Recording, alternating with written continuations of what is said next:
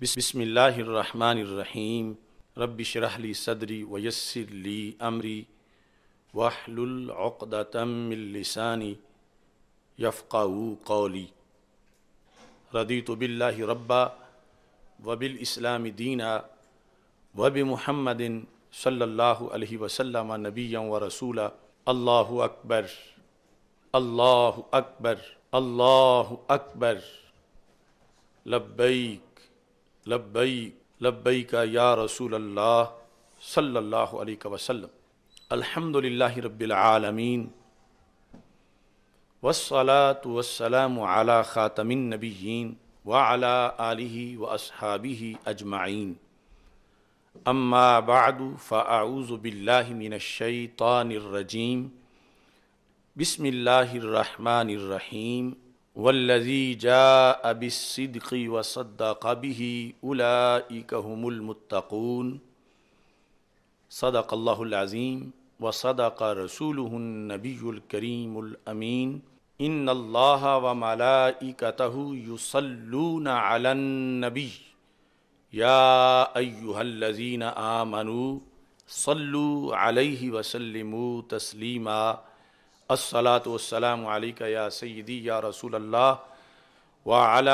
آلک واصحابک یا حبیب اللہ الصلاۃ والسلام علیک یا سیدی یا خاتم النبیین وعلی آلک واصحابک یا اول النبیین و یا آخر النبیین مولاي صلی وسلم دائما ابدا علی حبیبک خیر الخلق کلہم الصلاۃ والسلام علیک یا سیدی یا رسول اللہ وعلی آلک واصحابک یا حبیب اللہ۔ ناظرین، سامعین، حاضرین، السلام علیکم ورحمۃ اللہ وبرکاتہ۔ آج کا یہ پروگرام جو جواب دعوت مناظرہ کے عنوان سے انعقاد پذیر ہے، اس کا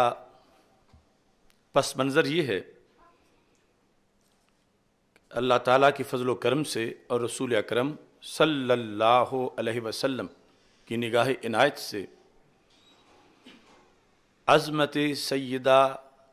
طیبہ طاہرہ سیدہ فاطمہ رضی اللہ تعالی عنہا اور صداقت سیدنا صدیق اکبر رضی اللہ تعالی عنہ کے لحاظ سے ہم نے جو علم بلند کیا اور اللہ تعالیٰ نے مسلسل ہمیں فتح عطا فرمائی، اسی دوران یہ بھی پتہ چلا کہ ایک باسی کڑی میں بھی ابال آیا ہے۔ وہ لوگ جنہوں نے بڑی مشکل سے مجھ سے جان چھڑائی تھی، ایک رجوع کے ذریعے سنا ہے کہ وہ پھر مناظرہ کے لیے پر تول رہے ہیں۔ مزید گفتگو سننے سے پہلے آپ یہ کلپ سماعت کریں۔ آپ اگر بضد ہیں تو پھر آپ مناظرہ کر لیں، اس بات پر آپ چیلنج دے دیں علماء کو کہ میں نے جو کہا تھا کہ سیدہ خطاب پر تھی، میں اس پر مناظرہ کرنے کو تیار ہوں، اور جو آپ کے مقابل علماء ہیں پھر وہ جس کو چاہیں گے آپ کے سامنے مناظرے کے لیے کھڑا کر دیں گے۔ اور اگر یہ سارے علماء مجھے حکم دیں کہ تو نے اس مسئلے پر مناظرہ کرنا ہے تو میں حاضر ہوں، میں حاضر ہوں۔ اس میں آپ نے یہ سنا کہ فیصل آباد کے مولانا محمد سعید احمد اسعد وہ اس مسئلہ پر جو اس وقت بحث جاری ہے مجھے کہہ رہے ہیں کہ آپ مناظرہ کر لیں، اگر آپ بضد ہیں تو پھر آپ مناظرہ کر لیں، اس بات پر آپ چیلنج دے دیں علماء کو۔ اور پھر یہ کہ میں اس پر مناظرہ کرنے کے لیے تیار ہوں، اور جو آپ کے مقابل علماء ہیں وہ جس کو چاہیں آپ کے سامنے مناظرہ کے لیے کھڑا کر دیں۔ ہائے اس زود پشیماں کا پشیماں ہونا۔ تو میں یہ بتانا چاہتا ہوں، سب سے پہلی بات تو یہ ہے کہ یہ جو قبلہ امام المناظرین ہیں،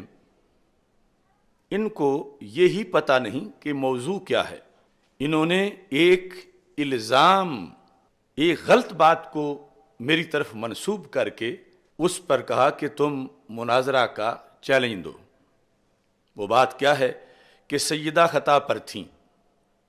سیدہ رضی اللہ تعالی عنہ خطا پر تھیں۔ یہ جس طرح عام لوگ بھٹکے ہیں، پتہ نہیں ان خواص کو بھی کیا ہے کہ اگر میری وہ تقریر جو شان حضرت مولا علی رضی اللہ تعالیٰ عنہ سیمینار میں کی تھی کڑیاں والا میں 28 فروری کو،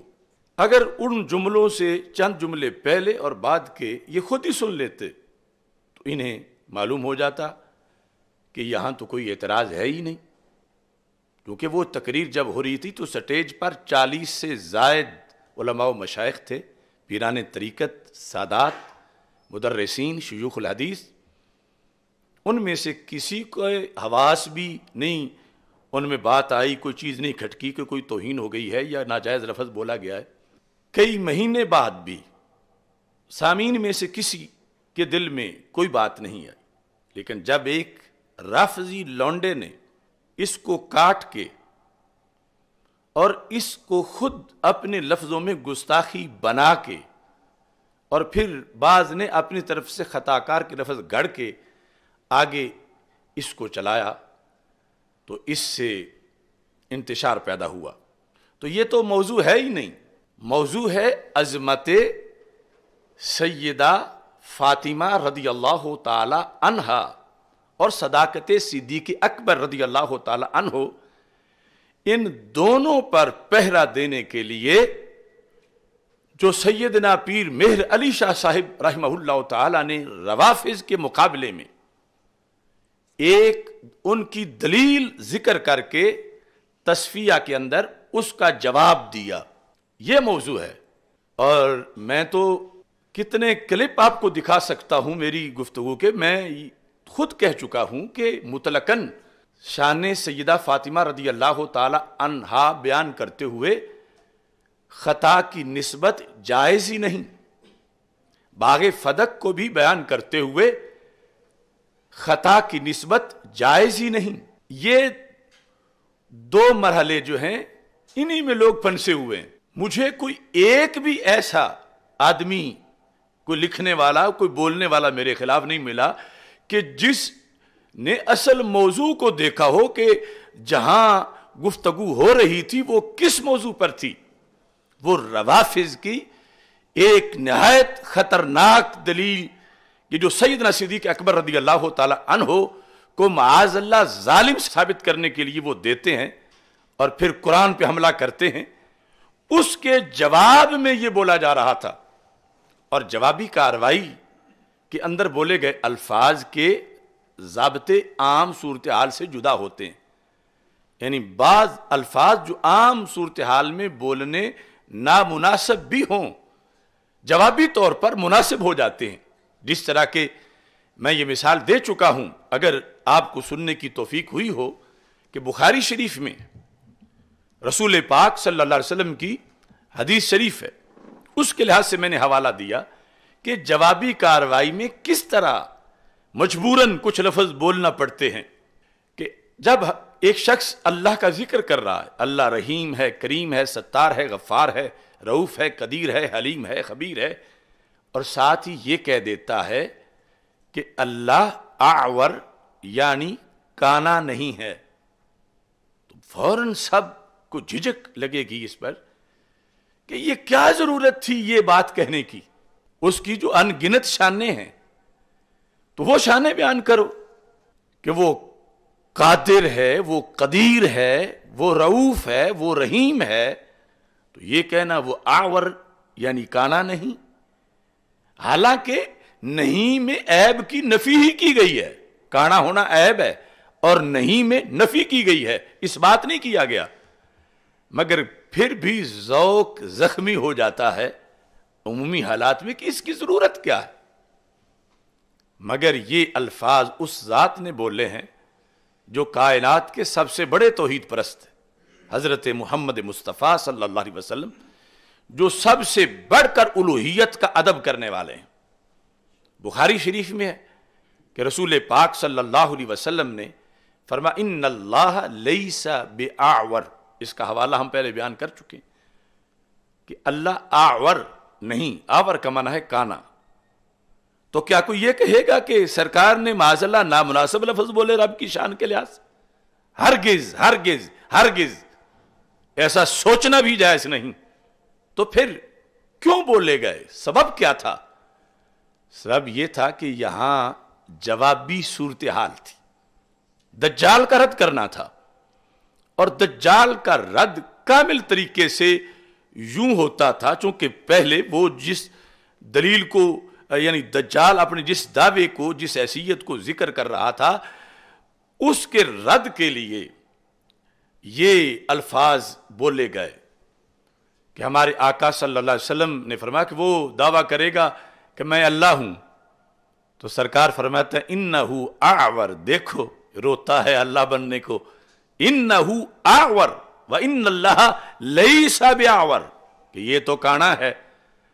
اور میرے رب کی تو یہ شان نہیں.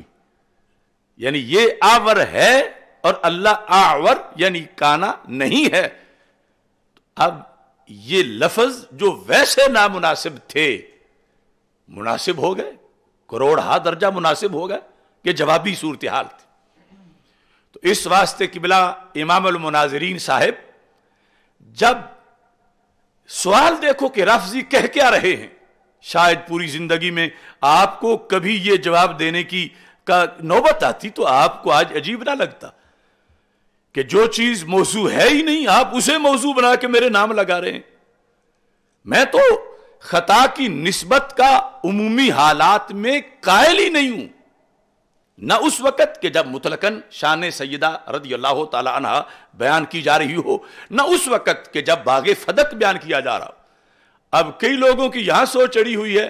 کہ جی باغ فدق جو ہے وہ تو ویسے بھی بیان ہو سکتا ہے، تو یہاں خطا کی نسبت کیوں کی گئی؟ تو ہم نے باغ فدق میں نہیں کی، باغ فدق کے مسئلہ میں روافض کے دلیل کے جواب میں کی. اور اگر زندگی میں آپ نے کبھی اس دلیل کا جواب دیا تو مجھے آپ دکھائیں کہ اس کے بغیر آپ جواب کس طرح دے سکتے ہیں کہ جب وہ کہہ رہے ہیں کہ سیدہ پاک رضی اللہ تعالی عنہا آیت تطہیر کی وجہ سے معصومہ ہیں اور حضرت صدیق اکبر رضی اللہ تعالی عنہ معصوم نہیں، تو سیدہ پاک رضی اللہ تعالی عنہا معصومہ ہیں، آپ خطا نہیں کر سکتی. تو پھر آپ کا مانگنا ہی لازم کر رہا تھا حضرت صدیق اکبر رضی اللہ تعالی عنہ پر، چونکہ ان کے نزدیک سیدہ کا قول قول پیغمبر کی طرح ہے، تو لازم تھا کہ حضرت صدیق اکبر رضی اللہ تعالی عنہ دیتے. کیوں کہ سیدہ تو خطا نہیں کر سکتی تھی، تو پھر انہوں نے نہیں دیا تو وہ ظالم ہے معاذ اللہ. ظالم ہے تو پھر خلافت کی اہل نہیں، اور ظالم ہے تو ان کا جمع کیا ہوا قرآن مستند نہیں معاذ اللہ. یہ چین ہے دلیل کی جہاں ہم کھڑے ہو کے جواب دے رہے ہیں. قبلہ مناظر اسلام اور امام المناظرین یہ ہے مقام. اب جب وہ کہیں کہ سیدہ رضی اللہ تعالی عنہا معصومہ ہیں، خطا کر نہیں سکتی، لہذا صدیق اکبر ظالم ہیں، تو آپ مجھے بتائیں آپ کیا جواب دیں گے؟ حضرت صدیق اکبر رضی اللہ تعالی عنہ سے ظلم کی نفی کے لیے ان کی دلیل کے جواب میں جو سیدھا جملہ ان کے ساتھ جا کے ٹکرائے، جو حضرت سیدنا پیر مہر علی شاہ صاحب نے لکھا تصفیہ کے اندر اس طرح کہ وہ کہتے ہیں ناجائز کام کا ارتکاب نہیں کر سکتی. اب اس کا تم نے سید صاحب جواب دے رہے ہیں، اس جملے کو قرض نہیں رہنے دینا چاہتے ان کے اس الزام کو، چونکہ پورے دین پر حملہ ہے. اب وہ کہتے ہیں چونکہ خطا نہیں کر سکتی، اجتہادی بھی ان کے مذہب کے مطابق، تو اب جواب دینے کے لیے یہاں مجبوراً تمہیں بولنا پڑے گا جو سیدنا مہر علی شاہ صاحب رحمۃ اللہ علیہ امکان خطا بول گئے سارا دین بچانے کے لیے کہ روافض کہہ رہے تھے کہ یہاں کوئی امکان خطا نہیں تھا، تو سید پاک نے بتایا کہ نہیں، امکان خطا تھا، اور اس پر 4 بار انہوں نے اس دلیل کو واضح کیا۔ اور یہاں کئی لوگوں کی سوچ ابھی تک اڑی ہوئی ہے، شاید آپ کی بھی اڑی ہوئی ہو، تو میں وہ بات بھی کر دوں کہ انہوں نے تو امکان کہا اور آپ نے وقوع بنا لیا۔ تو اس پر میں نے قانون تو پہلے بتا دیے ہیں، اب آیت کے ذریعے سمجھانا چاہتا ہوں کہ سیدنا آدم علیہ السلام کا دانا کھانا، یہ بات واقع میں پائی گئی ہے۔ جو امکان کسی ایسے واقعے کے لحاظ سے ذکر کیا جا رہا ہو کہ جو واقعہ جس کا وقوع ماضی میں ہو چکا ہے، تو وہاں امکان بولنا ہی وقوع کی دلیل ہے۔ توجہ کرنا آپ بھی اور سارے لوگ جنہیں ابہام ہے اس سلسلہ میں، کہ 2 شخص آپس میں مناظرہ کر رہے ہیں، بحث ہو رہی ہے ان کی، حضرت سیدنا آدم علیہ السلام کا وہ جو گندم کا دانہ کھانا ہے اس کے لحاظ سے، وَلَا تَقْرَبَا هَذِهِ الشَّجَرَةَ، اس پر ایک شخص کہتا ہے کہ وہ آدم علیہ السلام اللہ کے نبی ہیں، لہذا یہ اس دانے والے مسئلے کے اندر یہاں امکان خطا نہیں۔ دوسرا کہتا ہے بے شک نبی ہیں، معصوم ہیں، مگر انہوں نے یہ سمجھا اجتہاد میں کہ یہ جو نہی ہے یہ تنزیہی ہے، لا تقربا، تو اس بنیاد پر ان سے اس بنیاد پر امکان خطا ہے۔ ایک کہہ رہا تھا امکان خطا نہیں، دوسرا کہہ رہا تھا امکان خطا ہے۔ اب یہ جو کہہ رہا ہے امکان خطا ہے، تو کیا اس میں وقوع نہیں پایا گیا؟ چونکہ یعنی جس بات کے لحاظ سے امکان ہے وہ ہے دانا کھانا، اجتہادی طور پر تو دانا تو کھایا گیا ماضی کے اندر، اگرچہ ایک کہتا امکان خطا نہیں، دوسرا کہتا امکان خطا ہے، وقوع کی کوئی بھی بات نہیں کر رہا، مگر چونکہ بات ہے ماضی کے ایک واقعہ کی جس کا وقوع ہو چکا ہے، یعنی سیدنا آدم علیہ السلام کا دانے کو تناول کرنا، تو اب یہ ہر ایک ان پڑھ بھی یہاں سے سمجھے گا کہ جس وقت یہ بندہ کہہ رہا ہے کہ نہیں امکان خطا ہے، تو اب ذکر امکان خطا کا کر رہا ہے، لیکن چونکہ اس موضوع میں کہ جو کام واقع میں ماضی میں ہو چکا ہے، تو یہ امکان صرف امکان نہیں ہوگا بلکہ امکان وقوع کو مستلزم ہوگا۔ ایسے ہی سیدہ طیبہ طاہرہ رضی اللہ تعالی عنہا کا دعویٰ کرنا فدق کا، یہ بات ماضی میں ہو چکی ہے، دانا کھانے کی طرح ماضی میں اس دعوے کا وقوع ہو چکا ہے، اب اس پر جھگڑا ہو رہا ہے۔ روافض کہہ رہے ہیں خطا نہیں کر سکتی، یعنی یہاں امکان خطا نہیں چونکہ سیدہ معصومہ ہیں۔ جواب میں پیر سید میر علی شاہ صاحب فرما رہے ہیں امکان خطا ہے۔ تو اب جس طرح وہاں حضرت آدم علیہ السلام کے معاملے میں یہ کہہ کر کہ امکان خطا ہے، تو اب کون کہتا ہے کہ صرف امکان ہی ہے وقوع نہیں ہوا؟ تو ایسے ہی یہاں بھی جس وقت امکان خطا ہے یہ کوئی یعنی سیدنا پیر مہر علی شاہ صاحب فرما رہے ہیں، تو پھر فرما کس کے بارے میں رہیں؟ دعویٰ کرنے کے لحاظ سے، اور دعویٰ تو واقع میں پایا گیا ہے، اس دعوے کے لحاظ سے جھگڑا ہے۔ روافض کہتے ہیں امکان خطا اس میں نہیں، اور پیر صاحب کہہ رہے ہیں امکان خطا ہے، تو اب اس میں ہمارا تو کوئی قصور نہیں، کیونکہ یہ امکان خطا جو جس پس منظر میں انہوں نے بولا، کوئی دلیل لائق میرے مقابلے میں اس کو توڑنے کے لیے کہ یہاں امکان وقوع کو مستلزم نہ ہو۔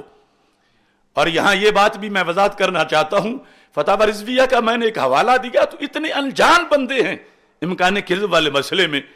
تو وہاں پر حوالہ صرف اس بات پر تھا کہ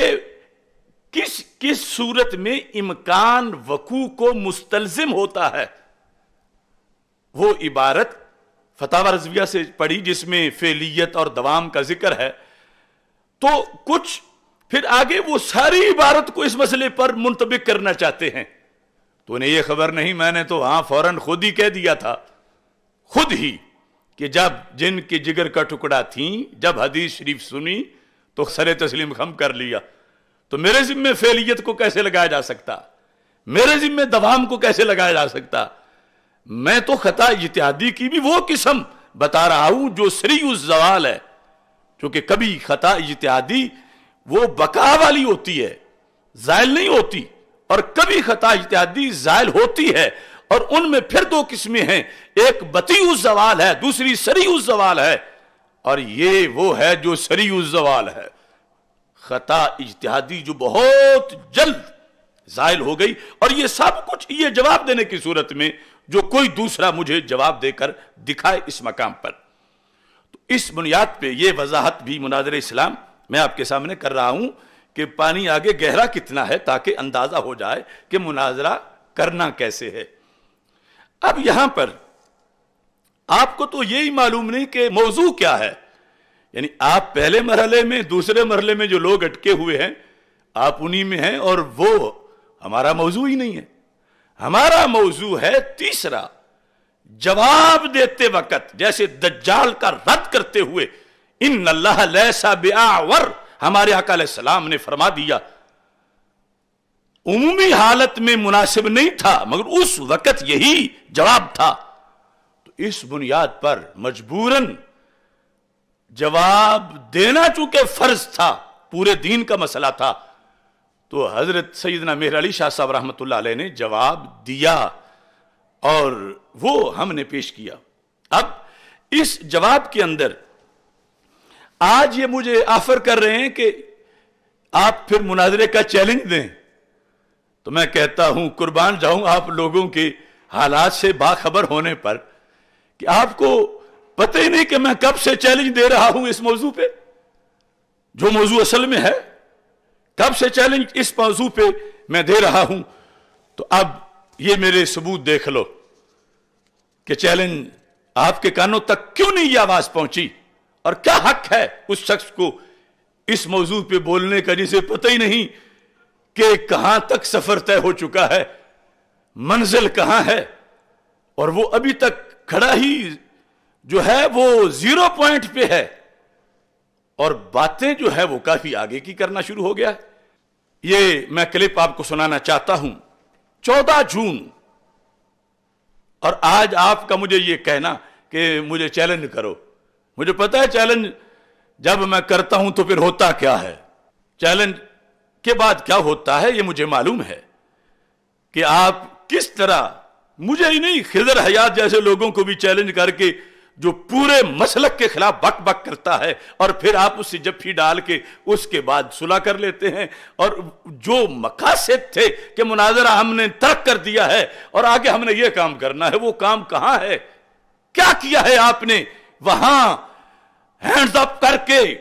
پورا مسلک اس انتظار میں ہے کہ تم مخالف مناظر کو چیلنج کر کے یا اس کا قبول کر کے، اس کے بعد خبر ہی نہیں کہ وہ آپ جب لیٹے تو اس کا آگے آپ نے پسپائی اختیار کر کے کہاں چڑھائی کی کہ اب میں حکمت عملی بدل رہا ہوں اور اب میں یہ کر دوں گا. وہ سب اس کی بک بک قرض ہے تم پہ. تو یہاں پر اس صورتحال میں یہ سنیے، یہ میرا کلپ آج کا نہیں، اس وقت کا، جس کے اندر 14 جون کو میں نے چیلنج دے دیا. ناظرین کلپ سنیں. یہاں مخالفین کی اس دلیل کی آپ وضاحت کریں اپنے لفظوں میں، اور پیر صاحب نے جو اس دلیل کا جواب دیا ہے آپ اس جواب کی وضاحت کریں، اور یہ وضاحت کر کے آپ میرے واٹس ایپ پہ بھیجیں. میں اس پر آپ تمام حضرات کو جن کو لگا ہے کہ کوئی توہین ہوئی ہے، شکوک و شبہات ہے، میں سب کی بات کو سنوں گا کہ کتنے سنجیدہ الفاظ میں، کتنے جامع طریقے سے اور کتنے احسن طریقے سے آپ نے قبلہ پیر صاحب کی گفتگو کی وضاحت کی. لہٰذا جتنے بھی لوگوں کو جوش خطابت کا گھمنڈ ہے یا علم کا گھمنڈ ہے، وہ پیر صاحب کی اس گفتگو کو اپنے لفظوں میں بیان کر کے واٹس ایپ کریں اور اس کے بعد انشاءاللہ اگلی گفتگو جو ہے وہ کی جائے گی۔ اب یہ تم نے سن لیا کہ اس کے اندر میں نے واضح لفظوں میں کہا کہ میری تو بات ہی نہیں، بات ہے سیدنا مہر علی شاہ صاحب رحمۃ اللہ علیہ کی۔ تو میں نے ساری دنیا کے مسلمانوں کو، علماء کو، شیوخ کو، سب کو کہا کہ کوئی بندہ سید صاحب کی عبارت پڑھ کے مجھے سمجھا دے، واٹس ایپ کر دے، تو میں اس کی بات کو قبول کر لوں گا اگر سید صاحب سے اچھی ہوئی تو، کہ جس میں روافض کا وہ اعتراض جس کا ذکر کیا ہے سید صاحب نے، اور پھر اس کو رد میں جو کچھ سید صاحب نے بولا ہے تم اپنے لفظوں میں یہ بتا دو کہ سید صاحب نے اعتراض ان کا کیا ذکر کیا ہے اور جواب کیا دیا۔ یہ میرے چیلنج تھا آپ سمیت سارے علماء کو، مگر ایک بھی شخص ایسا نہیں کہ جس نے جواب دیا ہو، اور آج تک نہیں دیا۔ اور اس میں مجھے پھر افسوس سے ذکر کرنا پڑتا ہے، وہ ایک خط ہے جگر گوشہ غزالی زماں حضرت پیر سید ارشد سید شاہ صاحب کاظمی کا زیدہ شرفہ، ان کو بھی تو آخر سب کو تھا کہ کوئی بتاؤ، تو ان کا خط بھی جیسے آپ مناظرے کا چیلنج کرنے میں خلط مبحث کر رہے ہیں کہ جو موضوع ہے ہی نہیں وہ موضوع بتا رہے ہیں، ایسے ہی ان تک بھی، ان کے کانوں تک بھی صرف 2 جملے پہنچا کے کسی نے کچھ لکھوا لیا، اور اب یہ کہا جا رہا ہے کہ باقی خط ایک اور عالم دین نے لکھا ہے، انہوں نے 2-3 لائنیں لکھی تھی، اس عالم کا حاصل پرک ہے، اس کا اب نام لیا جا رہا ہے۔ اب یہاں پر یعنی انہوں نے سارا خط جس بیس پہ لکھا وہ تو بیس ہی درست نہیں، پھر خط کیسے درست ہوگا؟ مگر افسوس کہ اس خط پر ہزاروں لوگ گمراہ ہوئے، اور اس میں سستی ہماری ہے کہ ہم ادب کرتے رہے اور ہم نے جلدی اس کا رد نہ کیا، کہ خود ہی سید صاحب اس کو کہہ دیں گے کہ یہ تو صورت اور ہے۔ اور ابھی دیکھو نا، گزشتہ رات ماہرہ شریف سے حضرت قبلہ سید محمد امین برکاتی صاحب جو اعلیٰ حضرت فاضل بریلوی رحمہ اللہ تعالیٰ کا پیر خانہ ہے، حضرت قبلہ نے مجھ سے رابطہ کیا، میرے 5 جملے سننے کے بعد وہ کہتے ہیں یہ تو بات ہی کوئی اور ہے اور ہمیں کوئی کچھ اور سنا رہا ہے، اور ہمیں تو اس طرح کی صورتحال، یہ تو زمین و آسمان کا فرق ہے۔ تو وہ خط جو تھا اس کی وجہ سے بہت زیادہ ڈس انفارمیشن پھیلی، اور لوگ جو ہیں صرف اس پر، یقیناً ایک بہت بڑا نام ہے پیر سید محمد ارشد سعید کاظمی صاحب کا، مگر وہ جس موضوع پہ لکھ رہے تھے ہمارا وہ موضوع ہی نہیں۔ ہم خود 2 حالتوں میں تو خطا کی نسبت کو جائز ہی نہیں سمجھتے، اور تیسری کے اندر بھی مطلقاً جائز ہونے کا قول ہی نہیں کرتے۔ وہ شرطیں ہم نے بتائیں، وہ مجبوری بتائی، وہ سبب بتایا، اور پھر اس کا زائل ہونا وہ بتایا۔ تو اس بنیاد پر یہ ہم نے تو سب کو آفر کی تھی کہ جو اچھا لکھے گا، جتنا اچھا ہم اتنا ہی اچھے لفظ کو قبول کر لیں گے، اپنے لفظ واپس لے لیں گے، مگر افسوس کہ پوسٹیں لگانے والے تو بہت تھے، نصیحتیں کرنے والے تو بہت تھے، مگر پیر صاحب کی عبارت کی تشریح کرنے والا ایک بھی نہیں تھا۔ اور وہ رستہ جس سے پیر صاحب کبھی گزرے تھے، شاید تصفیہ جب لکھی گئی کتاب اس سے پہلے میں ہی اس راہ سے گزرا ہوں، یعنی یہ کوئی میری بڑائی نہیں۔ اگر کوئی اور بھی گزرا ہوتا جواب دینے کے لیے اس خاردار وادی سے، اور آج وہ زندہ ہوتا، تو وہ میرے ساتھ کھڑا ہوتا کہ میں یہاں سے گزرا ہوں، مجھے پتا ہے یہاں سے گزرنا ہے کیسے کپڑے سمیٹ کے، اور عمومی حالات اور ہیں اور یہ وقت اور ہے جہاں روافض کے اس اعتراض کا جواب دیا جا رہا ہے۔ تو اس بنیاد پر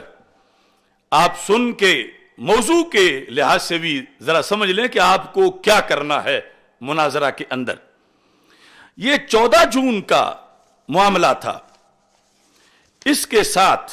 میں نے بندہ ناچیز نے 16 جون کو پھر دوسری بار چیلنج کیا، اور دوسری بار چیلنج کے اندر بندہ ناچیز نے پھر اس چیز کو دہرایا، اور اس کو آپ اس کلپ سے سماعت کر سکتے ہیں۔ یہ جو میری 16 جون کی تقریر ہے، افسوس ہے کہ آپ کو یہ بھی پیغام نہیں پہنچا، یعنی بات جس موضوع پہ کرنی ہو اس پر صرف لوگوں کے شکایت کے فون ہی نہ سنو، وہ مسئلہ بھی تو دیکھو کیا ہے کیا۔ اگر ان لوگوں کو پیر صاحب والا جواب پسند نہیں تو کوئی اپنا جواب تو دیں۔ کیا یہ حضرت صدیق اکبر رضی اللہ تعالیٰ عنہ اور قرآن پر ہونے والے اعتراض کے جواب کو چھوڑ کر اپنی زندگی بسر کر کے کس معنی میں سنی مر کے جینا چاہتے ہیں؟ اگر پیر صاحب والا جواب انہیں پسند نہیں تو اپنا جواب دیں، چونکہ اعتراض تو مخالفین کی طرف سے لکھا ہوا ہے، موجود ہے۔ کیوں یہ لوگ چپ ہیں؟ اور آج تک اتنے سالوں میں ان کو کیوں ضرورت نہیں پیش آئی کہ یہ مخالفین کے اس گالی کا جواب دیتے، اعتراض کا جواب دیتے؟ اور پھر پیر صاحب نے جو جواب دیا ہے اس جواب کو سمجھانے کی خاطر یہ اس کی وضاحت کر کے بتائیں کہ اعتراض کیا ہے اور جواب کیا ہے، اور جو اس سلسلہ میں میری گفتگو میں غلطی ہے وہ مجھے بتائیں۔ یہ کلپ جو تم نے سنا یہ 16 جون کا ہے۔ اس کے بعد بات آگے بڑھی، 21 جون کو پھر میں نے چند جملے بولے اور جس میں میں نے حکومت وقت کو کہا کہ یہ مجھ پہ تم فورس شیڈول وغیرہ لگا رہے ہو، زبان بندی کر رہے ہو، تو جو جرم تمہیں میرا بتایا جا رہا ہے اس جرم کی سزا فورس شیڈول نہیں، اس جرم کی سزا 295C ہے۔ تو مجھے بلاؤ، وہ جرم مجھ پہ ثابت کرو، اور دنیا کا کوئی عالم کسی مسلک کا وہ آ کر میرے سامنے میرے جملوں کی روشنی میں وہ جرم مجھ پہ ثابت کرے۔ تو میں نے تو کہا تھا کہ مجھے اسمبلی کی عمارت سے باہر ہی نہ نکلنے دو، اگلے دن کا بھی انتظار نہ کرو، اور جلاد بلا کے مجھ پر 295C نافذ کر دو۔ اتنا بڑا چیلنج وہ بھی آپ کے قانون کی سماج سے نہیں ٹکرا سکا، کہ جس میں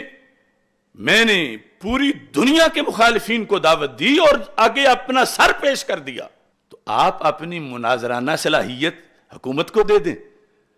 کہ یہ تمہیں چیلنج کر رہا ہے اداروں کو کہ گستاخی ثابت کرو، میں ثابت کرتا ہوں۔ تو کیوں نہیں آپ نے آج تک اپنی یہ مہارت ان کے سپرد کی،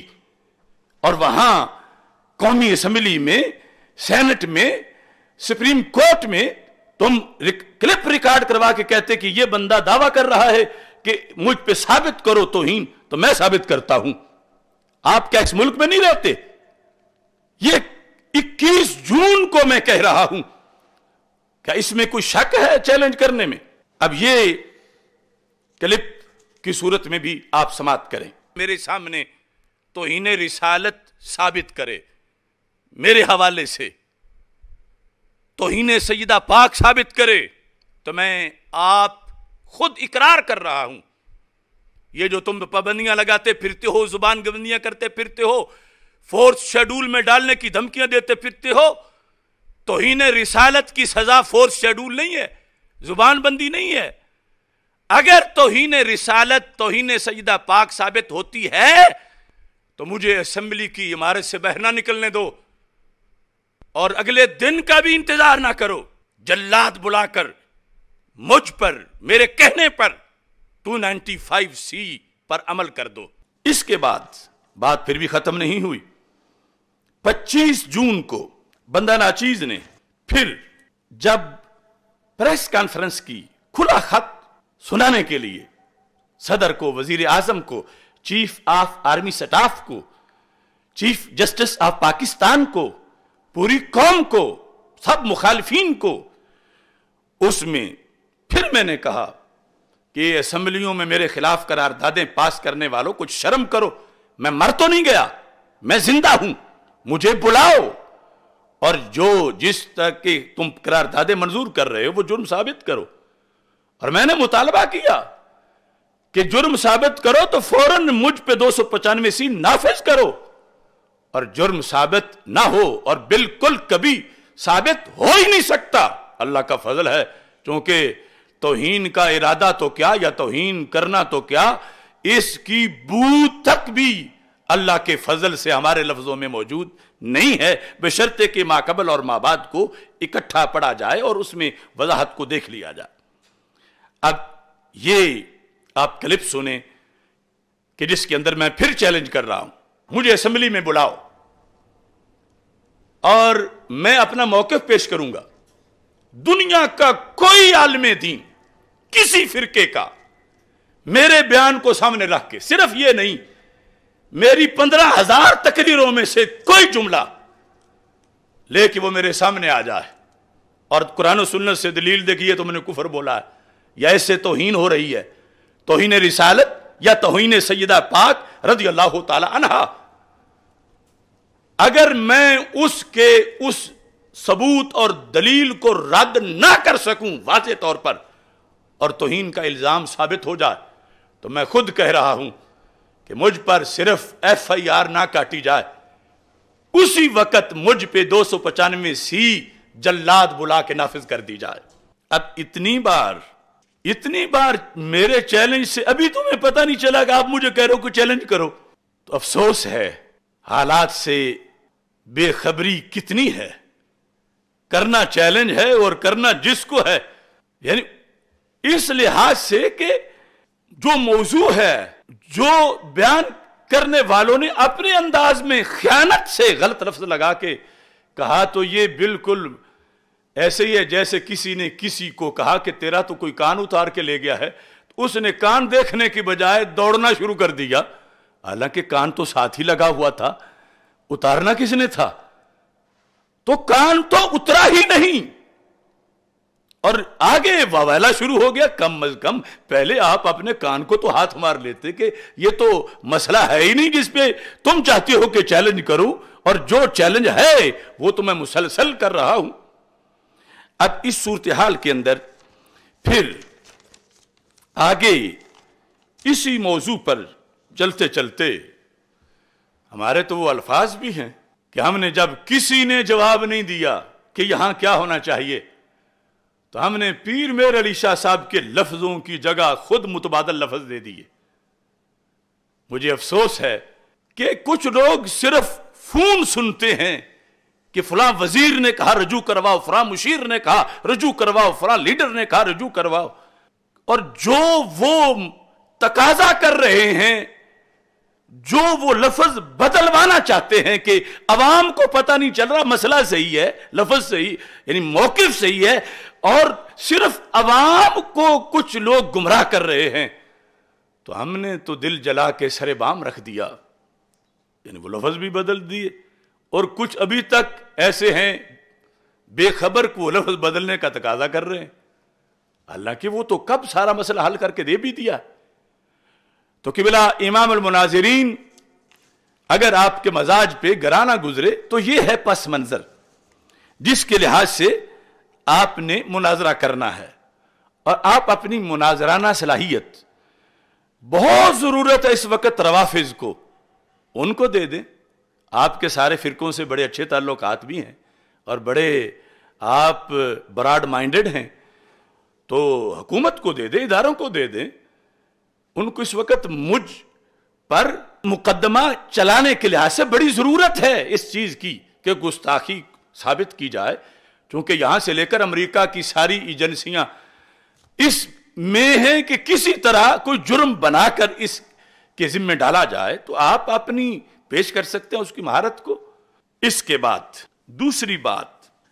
بات یہ ہے کہ آپ نے چونکہ چیلنج کر دیا تو میں آپ کو ہوم ورک دے رہا ہوں کہ مناظرے سے پہلے آپ ذرا ہوم ورک کو بھی دیکھ لیں کہ آپ نے کتنے گہرے پانی کے اندر داخل ہونا ہے اور وہاں کرنا کیا ہے۔ یہ حضرت تصفیہ ما بین سنی و شیعہ، اللہ نے ہمیں یہ توفیق دی کہ یہ کہیں لائبریریوں میں پچھلے خانوں میں گرد و غبار میں لوگ بھول چکے تھے کہ پیر صاحب نے کیا لکھا ہے، آج گلی گلی میں تصفیہ کے تذکرے ہو رہے ہیں، اور میرے پیر مہر علی شاہ رحمت اللہ علیہ کی تحقیق جو جگر پگھلا کے انہوں نے اندھیروں کو دیس نکالا دینے کے لیے چاندنی تیار کی تھی، آج بچہ اس چاندنی سے چمک کے بولتا نظر آ رہا ہے۔ تو حضرت قبلہ مناظر اسلام صاحب یہ ہے آپ کا ہوم ورک، تاکہ آپ مناظرے سے پہلے جو آپ نے اپنی صلاحیت حکومت کو پیش کرنی ہے تو اس سے پہلے تیاری فرما لیں۔ یہ ہے تصفیہ کی عبارت، اردو میں ہے اور اب یہ آپ پر چونکہ خود آپ نے چیلنج کا کہا، یہ اب ضروری ہے کہ آپ کل ہی میری بات سنتے ہوئے فوراً تصفیہ ہاتھ میں پکڑیں، اور یہاں پیر صاحب نے جو اعتراض ذکر کیا، عبارت پیر صاحب کی نہیں پڑھنی آپ نے، وہ پڑھ کے آپ نے عوام کو، علماء کو، خواص کو، چونکہ حضرت صدیق اکبر رضی اللہ تعالی عنہ پر الزام لگانے والے چینلوں پہ لگا رہے ہیں، چوکوں میں لگا رہے ہیں، گلیوں میں لگا رہے ہیں، چوراہوں میں لگا رہے ہیں، تو جواب بھی تو چوکوں چوراہوں پہ دینا ہے۔ یہ نہیں کہ کسی حجرے میں بیٹھ کے چھپ کے چار بندوں کو شعاؤں کے ذریعے جواب سمجھانا ہے، نہیں، علل اعلان ڈنکے کی چوٹ پہ دینا ہے۔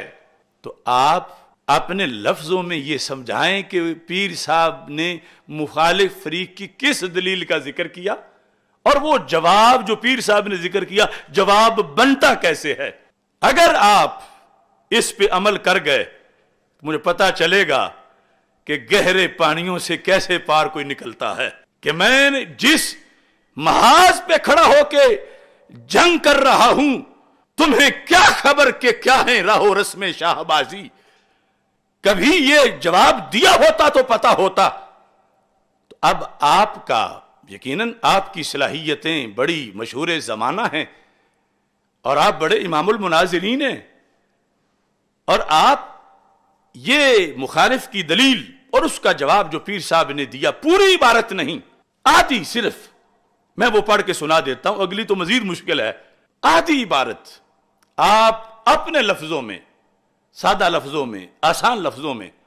علماء کو سمجھا دیں، پیران طریقت کو سمجھا دیں۔ چلو عوام کو نہ بھی سمجھائیں تو کم از کم علماء کے لحاظ سے تو کوئی گفتگو کر دیں، لیکن یہ وہ کویسچن پیپر نہیں جو صرف علماء کے لیے ہو، یہ عوام کے لیے بھی ہے، کیونکہ شان صدیق اکبر رضی اللہ تعالیٰ عنہ کے لیے ووٹ دینا، شان سیدہ طیبہ طاہرہ رضی اللہ تعالی عنہا کے لیے ووٹ دینا، گواہی دینا، یہ صرف علماء کا کام نہیں، ہر مومن کا کام ہے۔ اور سیدہ پاک رضی اللہ تعالی عنہا کے لحاظ سے جو روافض کہہ رہے ہیں وہ عقیدہ جھوٹا ہے، اور سیدہ پاک رضی اللہ تعالی عنہا اسے سن کے بہت غصے میں ہیں، اور جو حضرت سیدنا مہر علی شاہ صاحب رحمۃ اللہ علیہ نے عقیدہ بتایا اور جو ہم نے پڑھ کے سنایا اور تشریح کی، سیدہ پاک رضی اللہ تعالی عنہا اس عقیدے پہ خوش ہیں، چونکہ یہ 14 صدی میں حق پرستوں کا عقیدہ ہے۔ تو بات مختصر کر رہا ہوں، آپ نے یہ جو عبارت ہے نا، اس موضوع پر ایک اور دلیل جو فریق مخالف کی طرف سے دی جاتی ہے، یہ ہے اس تقریر کا پس منظر جو دیکھے بغیر تم مجھ پہ چڑھائی کر رہے ہو، کہ میں وہاں پر یہ فرق بتا رہا تھا کہ کس طرح کچھ لفظ مشترکہ ہیں، ہم بھی بولتے ہیں وہ بھی بولتے ہیں، مگر وہ معنی اور لیتے ہیں، ہمارے ہاں معنی اور ہے۔ وہ لفظ ولی ہو، وہ لفظ مولا ہو، وہ لفظ تطہیر ہو، یہ موضوع تھا کہ کس طرح رفظ جو ہے وہ سکھایا جا رہا ہے اہل سنت کو، کہ آیت تطہیر تو ہم بھی پڑھتے ہیں، آیت تطہیر وہ بھی پڑھتے ہیں، شان تطہیر ہم بھی مانتے ہیں، شان تطہیر وہ بھی مانتے ہیں، مگر ان کے نزدیک تطہیر کا مقام نبوت کا مقام ہے، کہ وہ کہتے ہیں یہ اہل بیت اطہار رضی اللہ تعالیٰ عنہم جنہیں چادر تطہیر دی گئی تو انہیں معصوم بنا دیا گیا، اس حد تک تطہیر ہے۔ تو پھر مہر علی شاہ صاحب رحمۃ اللہ علیہ نے کہا شان بڑی ہے، تطہیر کی چادر ملی ہے، آیت تطہیر اتری ہے، مگر یہ ذوات قدسیہ، یہ گروہ ذکر کیا، سرکار دو عالم صلی اللہ علیہ وسلم تو نبی ہیں پنج تن پاک میں، باقی جو چار ہیں ان کے لحاظ سے پیر صاحب نے کہا شان بڑی ہے، یہ معصوم نہیں ہے۔ اور کس طرح آگے لفظ بولے، اب یہ قرض ہے آپ پر، اللہ آپ کو لمبی زندگی دے، صحت دے، آپ کو درد نہ ہو، مجھے انتظار ہے کہ کس طرح تم اس دلیل کو اپنے لفظوں میں ذکر کرتے ہو، اور کس طرح جناب امام المناظرین آپ اس کا جواب لوگوں کو سمجھاتے ہو۔ اور اگر آپ نہ بولے تو مطلب یہ ہوگا کہ آپ کا یہ نظریہ ہے کہ سیدہ پاک رضی اللہ تعالی عنہا کی عظمت کو آڑ بنا کر حضرت صدیق اکبر رضی اللہ تعالی عنہ کی صداقت پہ معاذ اللہ بمباری کی جائے، اور قرآن کا انکار کر دیا جائے اور کوئی آگے اٹھے ہی نہیں جواب دینے کے لیے. تو یہ میں پھر پڑھتا ہوں اس موضوع پر ایک اور دلیل جو فریق مخالف کی طرف سے دی جاتی ہے، وہ یہ ہے کہ اللہ تعالیٰ نے بموجب آیت تطہیر اہل بیت علیہم الرضوان کو پاک گردانا ہے، یہ ہم بھی مانتے ہیں. لہذا اگلا جملہ یہ ہے مخالف کی دلیل استدلال آیت تطہیر سے، وہ کیا ہے؟ لہذا سیدۃ النساء رضی اللہ تعالی عنہا فدق کا دعویٰ کرتے ہوئے کسی ناجائز امر کی مرتکب نہیں ہو سکتی. یہ ہے مقام. یہ میں نے رات مارحرہ شریف کے سادات سے بھی کہا، اب بتاؤ آگے جواب کیا دینا ہے؟ تو کہنے لگے یہ تو اب مجبوری ہے، بولنا پڑے گا. کہ وہ کہہ رہے ہیں کہ چونکہ معصوم ہیں، چونکہ خطا نہیں کر سکتی، تو پھر صدیق اکبر کو دینا چاہیے تھا، چونکہ نہیں دیا معاذ اللہ تو پھر ظالم ہے، اور چونکہ ظالم ہے تو خلیفہ نہیں، اور چونکہ ظالم ہے تو معاذ اللہ پھر ان کا جمع کیا وہ قرآن صحیح نہیں. یہ پورے دین پر حملہ ہے کہ جس کا جواب دینا ضروری ہے. اب یہاں پر پیر صاحب جواب دیتے ہیں، اور میں یہ گولڑا شریف کے موجودہ سادات کی خدمت میں بھی اپیل کرنا چاہتا ہوں، رد بلیغ کرنا ہے تو یہ پڑھ کے کرو، یہ پڑھ کے کرو کہ پیر صاحب کے سوال اور جواب کو اکٹھا کرو. اکٹھا لکھا انہوں نے، میں نے نہیں لکھا، یہ تم نے خود چھاپا ہے. اور جواب کو سوال سے ہٹا کر پیش کرنے میں تو بہت سا فرق پڑ جاتا ہے. مثال کے طور پر ایک شخص جو ہے وہ دوسرے سے پوچھتا ہے کیا تیرے پاس قلم ہے؟ تو وہ کہتا ہے نہیں. اب کیا مطلب ہوگا؟ قلم نہیں، قلم نہیں، جو کہ سوال میں ماخوذ جو چیز ہے وہی جواب میں بھی ہوگی. لیکن اگر کوئی یہ کہے کہ میں نے تو اسے سنا ہے وہ کہہ رہا ہے نہیں، یعنی وہ تو خود کہہ رہا ہے نہیں، یعنی کتاب نہیں اس کے پاس روٹی نہیں. یہ ان پڑھ چوکوں میں کھڑا ہوا بھی کہے گا کہ اس نے کب روٹی کا ذکر کیا تھا کہ نہیں سے روٹی کی نفی کر رہے ہو، نہیں سے کتاب کی نفی کر رہے ہو. اس نے تو کہا تھا کیا تمہارے پاس قلم ہے، اور تم نے کہا نہیں. تو نہیں کا مطلب یہ نہیں روٹی نہیں، کتاب نہیں، نہیں کا مطلب ہے کہ قلم نہیں. تو یہ ہے کہ پیر صاحب کی عبارت کو قبلہ عرش سید کاظمی صاحب جدا کر کے لکھ رہے ہیں،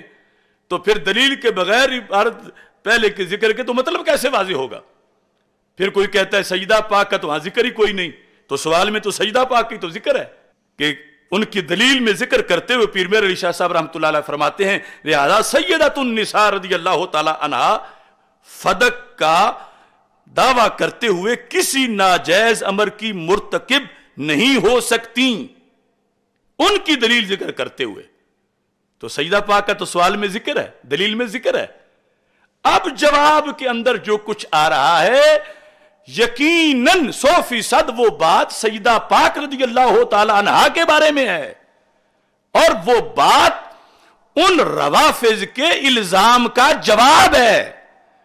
یعنی پیر صاحب نے دلیل اس نہیں ذکر کی کہ رد کوئی نہ کرے، دلیل سنبھال کے رکھ لو صدیق اکبر رضی اللہ تعالیٰ عنہ کے خلاف.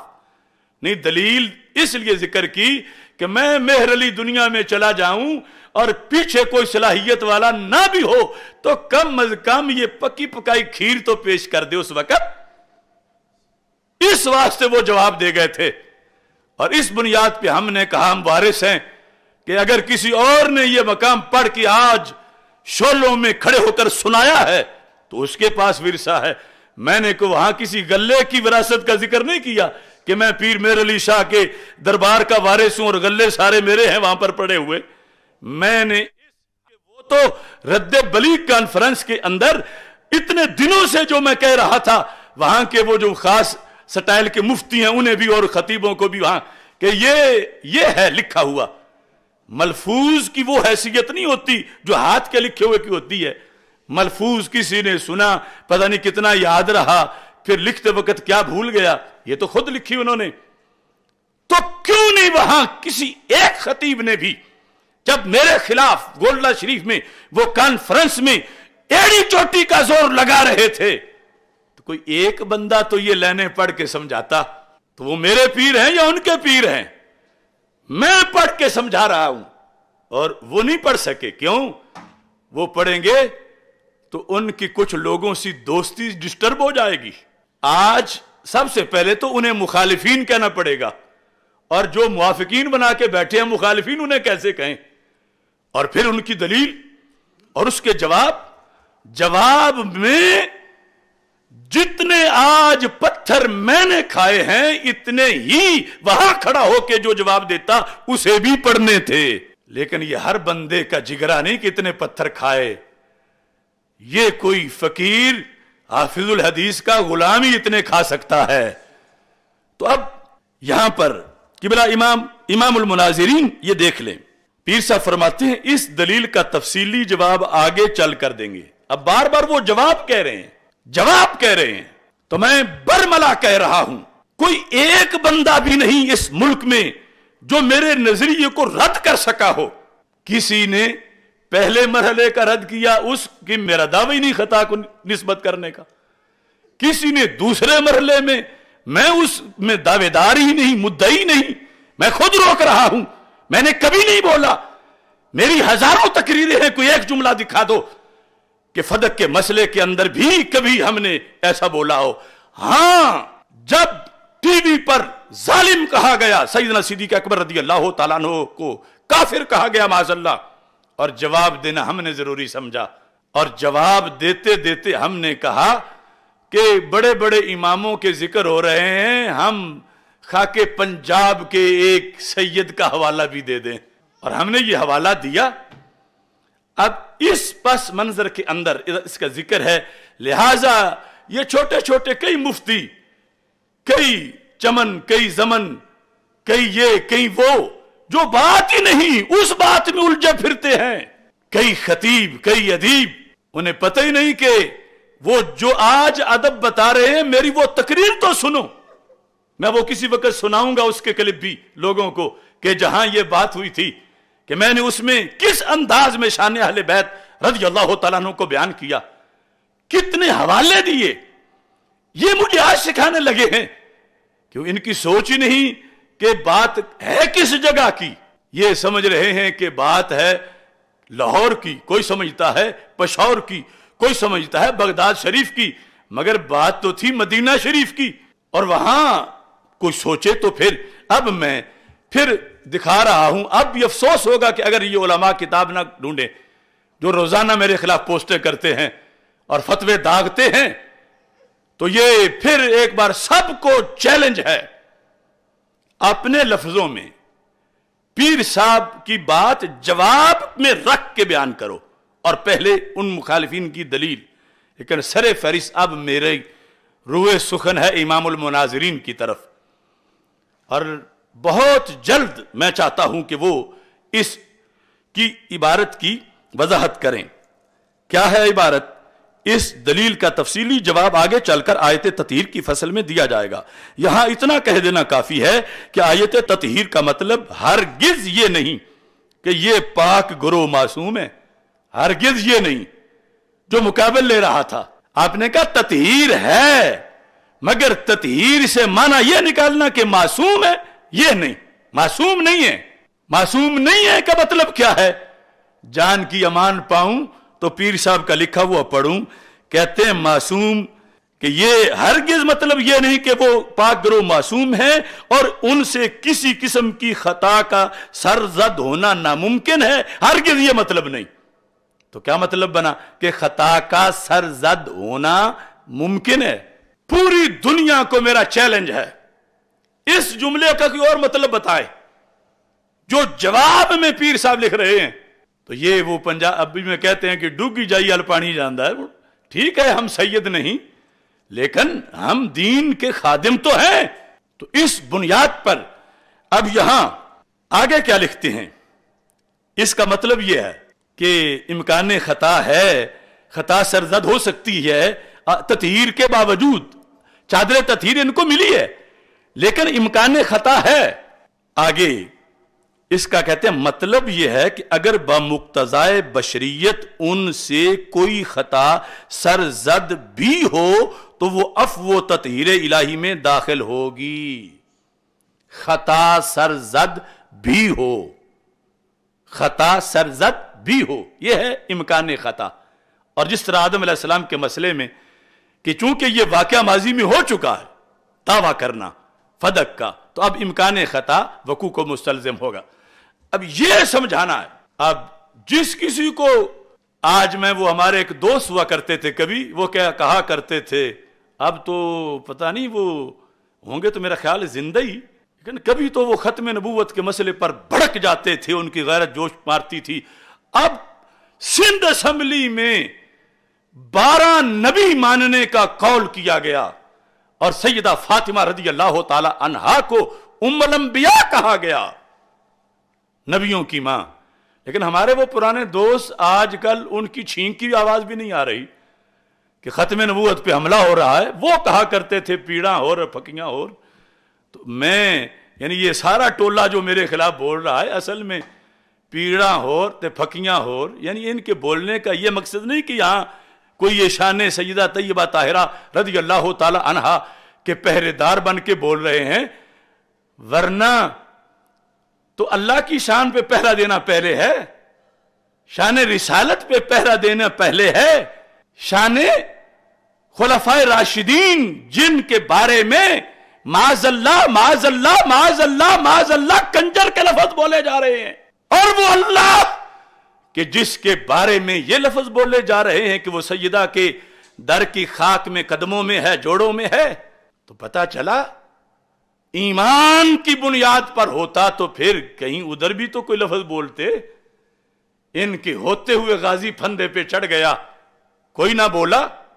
اور آج سب کسی کے بلانے پہ بول رہے ہیں. تو اس موقع پر بھی میں جناب امام المناظرین آپ کو دعوت دے رہا ہوں کہ آپ ذرا اپنی مناظرانہ صلاحیت اپنے ان اتحادیوں کو دے دیں جنہوں نے تجھے پھر تو دھکا دے دیا تھا، ٹکٹ نہیں دی تھی، لیکن کبھی آپ بھی ان کے ساتھ مل کر دین کو تخت پہ لانے کے خواب دیکھ رہے تھے کہ وہ جو تمہارے اتحادی ہیں نا، ان پر بہت بھار ہے کہ ان دو میں سے ایک نے دوسرے کو خدا کہا اور دوسرے نے قبول کیا. لوگ آنا فیہم آلہۃ الا اللہ ولا فساد رہتا، دو خدا بھی ہوں تو زمین و آسمان میں فساد پیدا ہو جائے. لبیک میں بھی اگر آپ دو خدا مانیں گے تو بیڑا غرق ہو جائے گا. لبیک میں بھی اگر آپ دو خدا مانیں گے تو بیڑا غرق ہو جائے گا. لبیک میں بھی اگر آپ دو خدا مانیں گے تو بیڑا غرق ہو جائے گا. میں یہ بتانا چاہتا ہوں کہ یہ خدا کا لفظ جو ہے یہ الہ کے لیے بھی آتا ہے. یہ میرے سامنے فیروز اللغات پڑی ہوئی ہے.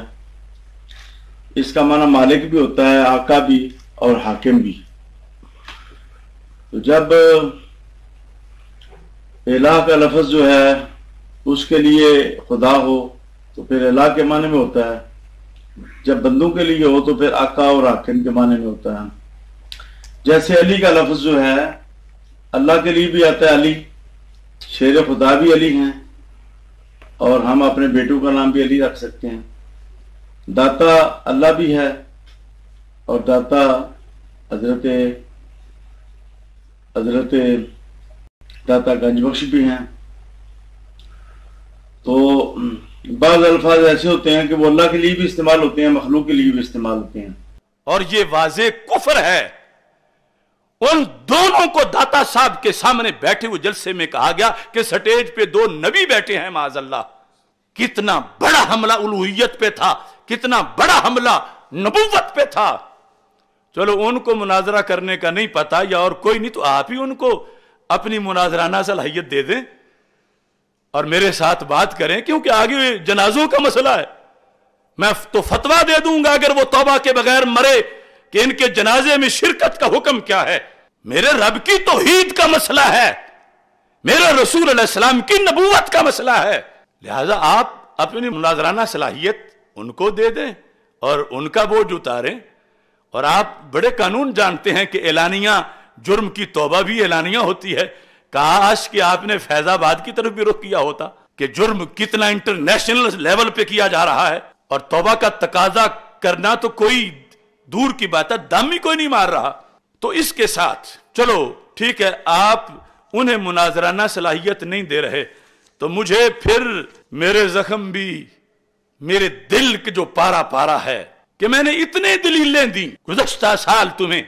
سمجھانے کے لیے، اور وہ میری ساری تجھ پہ قرض ہیں. یعنی رسول اکرم صلی اللہ علیہ وسلم کیا بوقت نبوت نبی ہونا، بوقت ولادت نبی ہونا، اور اس سے پہلے نبی ہونا، 40 سال سے پہلے بھی ہر گھڑی میں نبی ہونا، اس پر کتنے گھنٹے میں نے تقریر کی اور آپ نے کوئی جواب نہ دیا،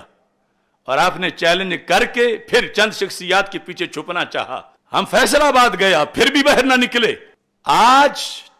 میں ذرا آپ کی مناظرانہ جو صلاحیت ہے اس سے فائدہ اٹھاتے ہوئے آپ کو پھر یاد کرا دیتا ہوں کہ پہلے کم از کم اپنا تو بوجھ اتارو۔ میں نے تو وہ ایک آپ کے رد میں پوری بہت بڑی کتاب، اس کے دلائل جو ہیں وہ مرتب کر دیے ہیں، اور انشاءاللہ وہ وقت پہ منظر عام پہ آئے گی۔ لیکن آپ کا میں اس لیے تعاقب میں نے چھوڑا کہ آپ کے بڑے بھائی جان نے مجھے فون کیا، کہا مبارک ہو۔ پہلے انہوں نے مجھے فون کیا، کہا کہ کوشش کرو میرے بھائی کا ایمان بچ جائے۔ پھر انہوں نے مجھے فون کہا کہ آپ کو مبارک ہو، آپ نے بڑی کوشش کی، ہم خاندان والوں نے بھی کی، اور ہمارے بھائی نے رجوع کر لیا ہے۔ وہ رجوع والی عبارت ہم نے پڑھی تو ہمارا دل اگرچہ مطمئن نہیں تھا۔ بڑے لوگوں نے مجھے کہا فون کر کے کہ آپ سعید اسد صاحب کو کہہ دیں کہ مسئلہ کلیئر ہو گیا۔ میں نے کہا نہیں، ابھی پورا نہیں ہوا، لیکن میں یہ شور بھی نہیں مچانا چاہتا، تو چلو یہاں وہ جملہ فٹ نہیں ہوتا، یہاں فٹ نہ کریں۔ ویسے جس طرح کہا جاتا ہے نا، بھاگتے چور کی لنگوٹی ہی صحیح، بلا تشبیہ و تمثیل، تو میں نے کہا کچھ نہ کچھ تو انہوں نے لکھا ہے، لہذا مزید اچھا ہو جائے گا۔ مگر ابھی چند دن گزرے تھے کہ آپ کے بھائی جان بول پڑے، اور وہ جو بولے تو انہوں نے خوب آپ کے راز کھولے۔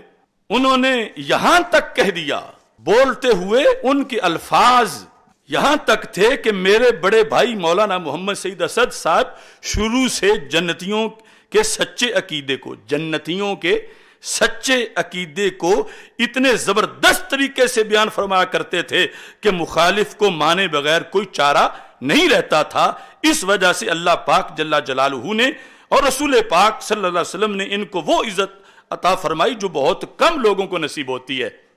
اور ساتھ ہی انہوں نے کہا تقریباً 2013 سے انہوں نے جہنمیوں کا جھوٹا عقیدہ بیان کرنا شروع کر دیا۔ یہ آپ کے بھائی جان نے کہا، ابھی میں ان کی آواز آپ کو سناؤں گا۔ اور پھر انہوں نے تقریباً 14 منٹ کا جو ان کا کلپ ہے آڈیو، اس کے اندر انہوں نے یہ بھی کہا کہ یہ جو عقیدہ آج رجوع کر کے تم اپنا رہے ہو، اسی پر تو تم نے کہا تھا کہ اگر سرکار صلی اللہ علیہ وسلم کو پیدائشی نبی مانا جائے تو ختم نبوت سے غداری ہو جاتی ہے، تو کیا آپ غدار بن گئے ہو ختم نبوت کے؟ اور ساتھ ہی یہ بھی کہا کہ میں بھائی جان کا بہت بہت شکر گزار ہوں کہ جس عقیدے کو آپ قادیانیوں کو طاقت دے کر ختم نبوت سے غداری سمجھ رہے تھے، اسی کو آپ نے اپنا کر یہ ثابت کر دیا کہ یہ جنتیوں کا عقیدہ ہے، اہل سنت کا۔ وہ جو میرے خلاف روز کہتے تھے کہ اگر ان کو پیدائشی نبی مانے تو پھر ختم نبوت کا انکار ہوگا، قادیانیوں کو تم کیا جواب دے سکو گے، یہ وہ، تو بھائی تمہارے نے حوالہ دیا کہ تم نے جو عقیدہ اب اپنایا ہے تم اس کو کہتے رہے ہو کہ یہ تو قادیانیوں کو پروموٹ کرنا ہے۔ تو اب تم نے چلو شکر ہے یہ اقرار کر لیا کہ سرکار دو عالم صلی اللہ علیہ وسلم پیدائشی نبی تھے، لیکن کہا کہ تم نے بڑا نقصان کیا، عوامی جلسوں میں جہنمیوں کے جھوٹے عقیدے کو تم نے بیان کیا، تربیتی نشستیں کی، مناظرے کے چیلنج کیے، اور اس جہنمی عقیدے کو مسلسل بیان کرنے والی ایک ٹیم تم نے تیار کی۔ امام المناظرین، یہ سنو، یہ زبان خلق تجھے کیا کہہ رہی ہے، اور دور نہیں تمہارے بھائی کے لفظ انہوں نے یہاں تک لکھا، یعنی یہ جب آپ نے رجوع کیا تو بھائی نے پھر بالآخر کہہ دیا رجوع نہیں صحیح،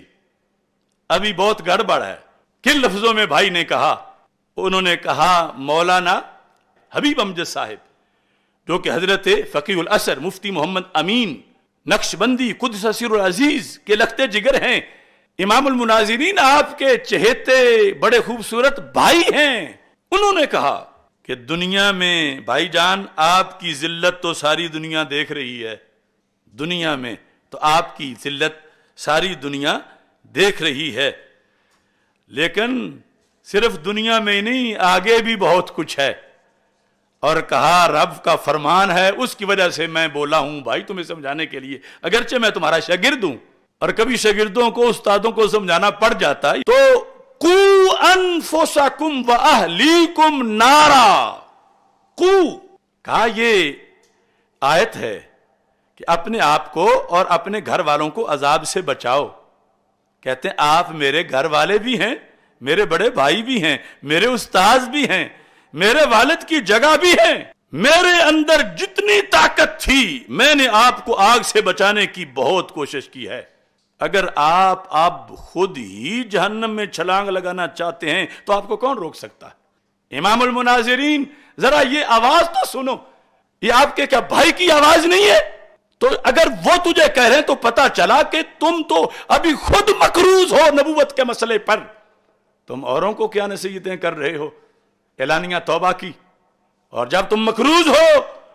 تو میری دلیلوں کا جواب دو، مناظرے کے لیے اس موضوع پر بھی تیار ہو جاؤ۔ اور حضرت قبلہ پیر سید حسین الدین شاہ صاحب زیدہ شرف ہو، اور جن چند لوگوں کو آپ نے کہا تھا کہ وہ جج بنیں گے، تو ان کے بٹھا کر انہی کو جو آپ نے خود جج بنائے میرے ساتھ مناظرہ کرو، کیونکہ آپ کے جنازے کا بھی مسئلہ ہے۔ اگر یہ جو لفظ آپ کے بھائی نے آپ پر لکھے ہیں اگر واقعی تم اسی طرح ہو تو کون جنازہ پڑے گا آپ کا؟ ہاں دیکھو سنو میری بات نہیں کہ کوئی کو تم حسد کر رہے ہو، تم خود فن سے ہوئے ہو، یہ یاد رکھو میں اہل سنت کے عقیدے پر ہوں، اور ایک دن ان لوگوں کو ماننا پڑے گا جو آج کسی پراپوگنڈے کا شکار ہوئے، انہیں لوٹ کے دیکھنا پڑے گا اور ماننا پڑے گا کہ یہ کربلا وقت میں اذان دیتا رہا، اگرچہ ہم کوفیوں کا ساتھ دیتے رہے، لیکن وقت بتائے گا کہ اللہ کے فضل سے ہم حسینیت والے ہیں۔ حضرت امام المناظرین اب آپ اپنے بھائی کی آواز سنیں کہ وہ آپ کو کیا کہہ رہے ہیں۔ میرے بڑے بھائی مولانا محمد سعید احمد اسد صاحب شروع سے جنتیوں کے سچے عقیدے کو اتنے زبردست طریقے سے بیان فرمایا کرتے تھے کہ مخالف کو مانے بغیر کوئی چارہ نہیں رہتا تھا۔ اس وجہ سے اللہ پاک جل جلالہ اور رسول پاک صلی اللہ علیہ وآلہ وسلم نے ان کو وہ عزت عطا فرمائی جو بہت کم لوگوں کو نصیب ہوتی ہے۔ تقریباً 2013 سے انہوں نے جہنمیوں کا جھوٹا عقیدہ بیان کرنا شروع کیا، جس عقیدے کو آپ اہل سنت کا عقیدہ ماننے کے لیے تیار ہی نہیں تھے، اسی عقیدہ کو آپ نے اپنا کر یہ ثابت کر دیا ہے کہ یہ سواد اعظم اہل سنت کا عقیدہ ہے، جنتیوں کا سچا عقیدہ ہے، اور آپ کا پہلا عقیدہ جہنمیوں کا جھوٹا عقیدہ ہے۔ میں بھائی جان کا بہت بہت شکر گزار ہوں، جس عقیدہ کو آپ ختم نبوت سے غداری سمجھ رہے تھے اسی کو اپنا کر یہ ثابت کر دیا ہے، تربیتی نشستیں کی، مناظرہ کے چیلنج کیے، اور اس جہنمی جھوٹے عقیدے کو مسلسل بیان کرنے والی ایک ٹیم تیار کی، سوشل میڈیا پر اس کو اچھالا، اور سچا عقیدہ بیان کرنے کے لیے صرف ایک دھوکے والی تحریر لکھی، کوئی ویڈیو جاری نہیں کی۔ وہ علماء یہ دعویٰ بھی کرتے ہیں کہ سعید صاحب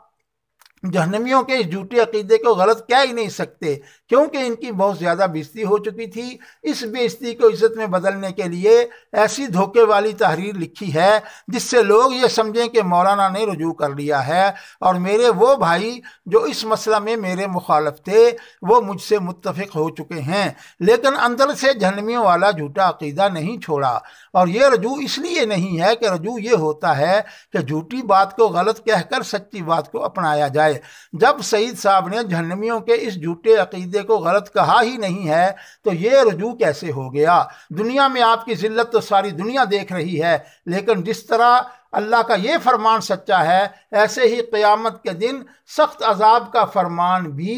سچا ہے۔ اللہ تعالیٰ فرماتا ہے قو انفسکم واہلیکم نارا، اپنے آپ کو اور اپنے گھر والوں کو آگ سے بچاؤ۔ آپ میرے گھر والے بھی ہیں، میرے بڑے بھائی بھی ہیں، میرے استاد بھی ہیں، میرے والد کی جگہ بھی ہیں۔ میرے اندر جتنی طاقت تھی میں نے آپ کو آگ سے بچانے کی بہت کوشش کی ہے۔ اگر آپ خود ہی جہنم میں چھلانگ لگانا چاہتے ہیں تو آپ کو کون روک سکتا ہے؟ سامعین آپ نے دیکھا کلپ میں کیا کچھ ہے، لہذا ہم نے تو روئے سخن ان سے ہٹایا ہوا تھا کہ اب ان کو ان کے حال پہ چھوڑ دو، لیکن انہوں نے پھر بولنا شروع کر دیا۔ اب میں نے جو کچھ کہا یہ قرض ہے ان پر، اس سے آگے پیچھے نہیں کہ ان کا کوئی بونگا بونگیاں مارنا شروع کر دے، نہیں، یہ خود بولے ہیں، انہوں نے آفر کی ہے۔ تو میں نے جو کچھ کہا ہے، 3 مقام ہیں بلکہ 4 ان کے کرنے کے، ایک تو اسمبلی میں، سپریم کورٹ میں یہ درخواست دے دیں، کم از کم کلپ دے دیں کہ اشرف آصف جلالی کے مقابلے میں اس مسئلے میں پیش ہوتا ہوں اور میں اس کی گستاخی ثابت کرتا ہوں، کلپ اس چیز کا۔ دوسرے نمبر پر آپ اس چیز کا کلپ ریکارڈ کروا دیں کہ آپ وہ دین جو تخت پہ لانے والے 2 بابے تھے، کہ آپ ان پر جو ہماری طرف سے ابھی فتویٰ ہم نے وہ شائع نہیں کیا، لیکن وہ 400-500 صفحے کا ہے، ہمارے پاس اس پر سینکڑوں دلائل ہیں، کوئی رد نہیں کر سکتا، تو آپ ان کو اپنی قابلیت دے دیں، فراہم کر دیں، تاکہ انہیں تو آپ جہنم سے بچائیں۔ تیسرے نمبر پر تصفیہ کی عبارت کا آپ نے مطلب بتانا ہے، اور چوتھے نمبر پر آپ نے ان شخصیات کو بلا کر، مجھے بلا کر، آپ نے وہ جو انکار نبوت کیا ہوا ہے، جو آپ کا بھائی بھی کہہ رہا ہے، آپ نے اس پر بھی میرے ساتھ مناظرہ کر کے اپنی عاقبت کو صحیح کرنا ہے۔ تو ناظرین، آپ نے دیکھ لیا کہ یہ آج جس صورتحال کے لحاظ سے یہ چیلنج تھا، جو آپ نے سنا، جو الفاظ پہلے سنے ہیں، اس کے لحاظ سے مجھے یہ جواب دینا ضروری تھا، اور اللہ کے فضل سے میں نے بڑے ہی باادب طریقے سے انہیں جواب دیا۔ اللہ تعالیٰ ان کو اب اس گفتگو کے مطابق عمل کرنے کی توفیق عطا فرمائے۔ وآخر دعوایا ان الحمد للہ رب العالمین۔